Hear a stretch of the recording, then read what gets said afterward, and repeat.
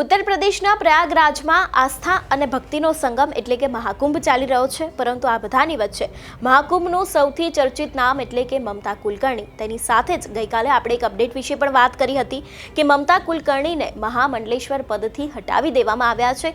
એટલું જ નહીં, તેમની સાથે જ લક્ષ્મી નારાયણ ત્રિપાઠી હતા, તેમને પણ આચાર્ય મહામંડલેશ્વરના પદ ઉપરથી હટાવી દેવામાં આવ્યા છે.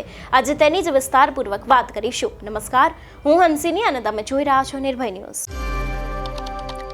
મહાકુંભના અવસર ચાલી રહ્યો છે. એક બાજુ મહાકુંભમાં અનેક એવા નવા નિર્ણયો લેવાઈ રહ્યા છે અને બીજી બાજુ મહાકુંભમાં એટલી જ દુર્ઘટનાઓ બની રહી છે. સૌથી પહેલા થોડા દિવસ અગાઉ એક સમાચાર સામે આવ્યા હતા, જેમાં મહાકુંભમાં આગ લાગ્યાની ઘટના બની હતી. તે બાદ મહાકુંભમાં નાસભાગ મચી જવા પામી હતી, જેમાં અનેક લોકો મોતને ભેટ્યા હતા. પરંતુ તે બાદ ફરી એક વખત આગ લાગી અને અંતે અત્યારે સૌથી ચર્ચિત નામ એટલે કે મમતા કુલકર્ણી મહાકુંભમાં ચર્ચાનો વિષય બની છે. એટલા માટે કારણ કે છેલ્લા ઘણા સમયથી બોલિવૂડમાં પણ તેઓ નહોતા દેખાયા અને અચાનક જ મહાકુંભમાં આવ્યા બાદ તેમને અનેક એવા તર્ક વિતર્ક સર્જ્યા હતા. એટલું જ નહીં, લોકોના મનમાં અનેક એવા સવાલો પણ તેમને લઈને ઊભા થયા હતા. પરંતુ હવે અચાનક થોડા સમય અગાઉ તેમના ઘણા બધા ફોટોઝ અને વિડીયોઝ વાયરલ થયા, જેમાં તેઓ લક્ષ્મી નારાયણ ત્રિપાઠી સાથે દેખાતા હતા. પરંતુ એ બધાની વચ્ચે પછી આપણને અપડેટ મળી હતી કે તેમને મહામંડલેશ્વર તરીકે નીમવામાં આવ્યા છે, એટલે કે કિન્નર અખાડાના મહામંડલેશ્વર તરીકે મમતા કુલકર્ણીનું નામ સામે આવ્યું. તે બાદ તેમની વિધિ વિધાન થઈ, પિંડદાન કરવામાં આવ્યું. પરંતુ હવે આ બધાની વચ્ચે સૌથી મહત્વની એક અપડેટ સામે આવી હતી ગઈકાલે કે હવે તેમને પોતાના જ પદ ઉપરથી હટાવી દેવામાં આવ્યા છે. એટલું જ નહીં, જેમના દ્વારા અમને નીમવામાં આવ્યા હતા એવા લક્ષ્મી નારાયણ ત્રિપાઠીને પણ તેમના પોતાના આચાર્ય મહામંડલેશ્વર પદ ઉપરથી હટાવી દેવામાં આવ્યા છે. આની પાછળનું કારણ શું છે, તો સૌથી પહેલા તેના વિશેની વાત કરવામાં આવે તો મારી પાછળ જે તમે કિન્નર અખાડાની જે ઓરિજિનલ પ્રેસ રિલીઝ છે તે પણ તેમના દ્વારા બહાર પાડવામાં આવી છે. અહીંયા ગઈકાલની તારીખ પણ લખવામાં આવી છે. એટલું જ નહીં, અત્યારે હાલ દરેક લોકો મહાકુંભમાં એક જ ચર્ચા કરી રહ્યા છે કે શા માટે મમતા કુલકર્ણી તેની સાથે જ લક્ષ્મી નારાયણ ત્રિપાઠીને પોતાના હોદ્દા પરથી નીકાળી દેવામાં આવ્યા છે. જો વાત કરવામાં આવે તો અહીં તેમના દ્વારા દરેક વાત છે તેને રજૂ કરવામાં આવી છે કે લક્ષ્મી નારાયણ ત્રિપાઠીને પણ કિન્નર અખાડામાંથી મુક્ત કરવામાં આવ્યા છે. એટલું જ નહીં, તેને લઈને પણ અનેક એવી વાતો અહીં કરવામાં આવી છે. અને તેની સાથે જો વાત કરવામાં આવે, લક્ષ્મી નારાયણ ત્રિપાઠીએ અનેક એવા અસંવિધાનિક વસ્તુઓ છે તેની સાથે સનાતન ધર્મ અને દેશ હિતને છોડીને મમતા કુલકર્ણી જે સૌથી ચર્ચાનો વિષય બન્યા છે, તેમને દેશદ્રોહના મામલામાં તેની સાથે જ લિપ્ત મહિલા જે ફિલ્મ ગ્લેમર સાથે જોડાયેલી વ્યક્તિ છે અને કોઈ જ ધાર્મિક અખાડાની પરંપરાને માનીને વૈરાગ્યની દિશાની સાથે જ અનેક એવી વાત છે મહામંડલેશ્વરની ઉપાધિ આપવામાં આવી હતી, તેને લઈને અહીં વાત કરવામાં આવી છે. એટલે કહેવામાં આવ્યું છે કે જે વ્યક્તિ સનાતન ધર્મ સાથે જોડાયેલી નથી, એટલું જ નહીં, જે મહિલા ગ્લેમરની દુનિયા સાથે જોડાયેલી છે અને દેશદ્રોહી છે તેવું પણ અહીં આ પ્રેસ રિલીઝમાં રાખવામાં આવ્યું છે, તે વ્યક્તિને અચાનક જ મહામંડલેશ્વરનો જે હોદ્દો આપવામાં આવ્યો હતો તેને જ લઈને આ બંને લોકોને દરખાસ્ત કરવામાં આવ્યા છે, એટલે કે પોતાના હોદ્દા પરથી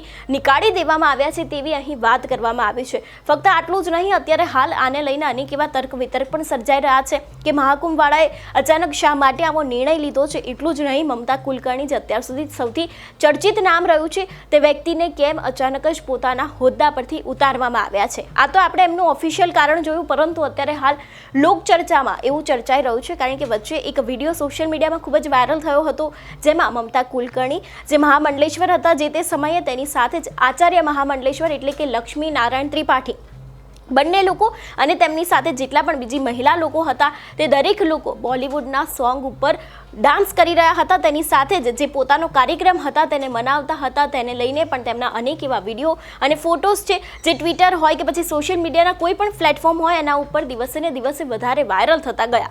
અત્યારે હાલ મહાકુંભમાં જેટલા પણ લોકો છે તે લોકો આને પણ એક ચર્ચાનું કારણ માની રહ્યા છે. તેમનું એમ પણ કહેવું છે કે કદાચ આની પાછળ એક આ પણ કારણ હોઈ શકે કારણ કે સનાતન ધર્મની સખત વિરુદ્ધનું કામ કરવામાં આવ્યું હતું. કારણ કે અત્યાર સુધી આપણે સનાતન ધર્મમાં જોતા આવ્યા છે કે જે પણ કોઈ વ્યક્તિ મહારાજ બને છે, સંત બને છે અથવા તો પછી સાધ્વી બને છે, તે લોકો વૈરાગ્યનો પંથ અપનાવે છે.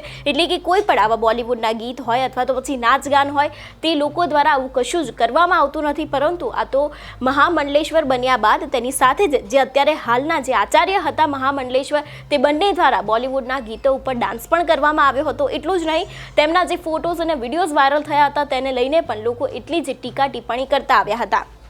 પરંતુ પ્રેસ રિલીઝમાં પણ કંઈક અલગ જ વાત કહેવામાં આવી છે કે મમતા જે કુલકર્ણી છે તેમના દ્વારા અચાનક જ તેમને મહામંડલેશ્વર બનાવવામાં આવ્યા હતા, એટલા માટે પણ તે બંનેને અત્યારે હાલ પોતાના જે હોદ્દો હતો તેમાંથી તે લોકોને બહાર નીકાળી દેવામાં આવ્યા છે.